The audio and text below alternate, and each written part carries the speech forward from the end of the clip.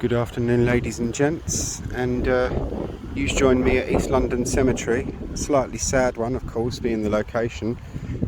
Piece of World War I East End history. Upper North Street School in Poplar, First World War. This memorial was erected to the memory of the children interred here who lost their lives at North Street, Poplar, during the hostile air raid on June the 13th, 1917. Alfred E. Batt, aged 5 years. Bear in mind that name, that's going to be relevant again in a minute. Leonard C. Bareford, aged 5 years. William T. H. Challen, aged 5 years. Vera M. Clayson, aged 5 years. Alice M. Cross, aged 5 years. William Hollis, aged 5 years. George A. Hyde, aged 5 years. Rose Martin, aged 10 years. George Morris, aged 6 years. Cecil W. Powell, aged 12 years. Robert Stinson, aged 5 years. Elizabeth Taylor, aged 5 years. Rhodes Tuffin, aged 5 years. Frank Wingfield, aged 5 years. And Florence L. Woods, aged 5 years. These children all lost their lives in, of course, as you see there, in an air raid during the First World War. When you think of First World War, you don't really think of a great deal of air raids, but there were the Zeppelins and the biplanes as well. Very rudimentary, not like the Second World War, but air raids are air raids, and this is the result of them, of course. And the verse at the bottom says, "I say unto you, in heaven, their angels do always behold the face of my Father, who is in heaven."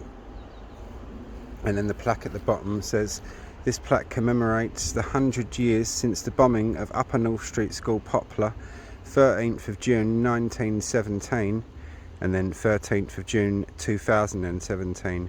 Learning from our past can lead to a more peaceful future," which is very apt and very relevant. Our top name, Alfred E. Batt, aged 5 years, as I said, would become relevant again. And we are now going to another tragedy caused by that. This poor man here, who is in loving memory of my beloved husband, Benjamin Edwin Batt, caretaker of Upper North Street School, who died the 1st of November 1917 from shock received while doing his duty during the air raid of June the 13th, 1917, aged 31 years. Peace, perfect peace. Benjamin Edwin Batt is the father of the young lad who's the top name on there. Benjamin Batt was the caretaker of the school. Obviously had to take part in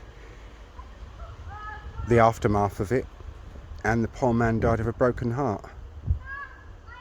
That's the casualties of war, and there's no winners in a war, is there? These graves are pretty well looked after, actually. They're considering over 100 years old. They've got plants on, a bit dry obviously because of the heat wave, but the cemetery takes good care of this grave. It's well looked after, and this one too, because if they weren't looked after, graves this old would not be looking this good. Ooh, fell down there. They'd be like this on their sides, kind of things. But yeah, you've got Benjamin Edwin Batt and then Alfred E. Batt, who's the father and son. It's just a little piece of East End history. It's a tragedy, of course. So yeah, I won't say I hope you enjoyed this, but I hope you found it interesting or informative. If you do, please give it a like and a share. Take care all, and I'll see you all again soon. And the next part of our video will be original material referring to this tragedy, so join me for that part of the video. Take care all, see you soon. This school at Poplar was bombed by Germans in 1918. The bombing was definitely indiscriminate. This picture has not been shown before. Its screening now is justified as an argument against those who may think that every school and hospital hit by the Nazis is merely a bus shot. School caretaker Benjamin Batt begins to clear the debris a day after a Gotha airplane bombing of a primary school in Poplar, East London. 24 hours earlier, Benjamin found the remains of his son, Alfie, amongst the devastation. 5 months later, Benjamin died. It is believed that he suffered greatly after the loss of his son. Regarded as one of the saddest tragedies of World War I, the Upper North Street primary school bombing caused a national outpouring of shock and grief. 18 children were killed that day. Most of them were in between the ages of 4 and 6. Another 37 were injured. At 11:30 a.m., the bomb struck the rooftop and crashed through 3 classrooms. A week later, one of the biggest funeral processions in London took place, bringing together a large and silent crowd. 15 of the children were buried in a mass grave in East London Cemetery, Plaistow. Over 600 wreaths were laid, and King George V and Queen Mary sent a personal message to be read out at the service. Last summer, the Queen and the Duke of Edinburgh visited the school, now called Mayflower Primary School, to honour the memory of the children killed there 100 years ago. Local children unveiled a memorial at Poplar Recreation Ground on the 23rd of June 1919 that still remains there to this day.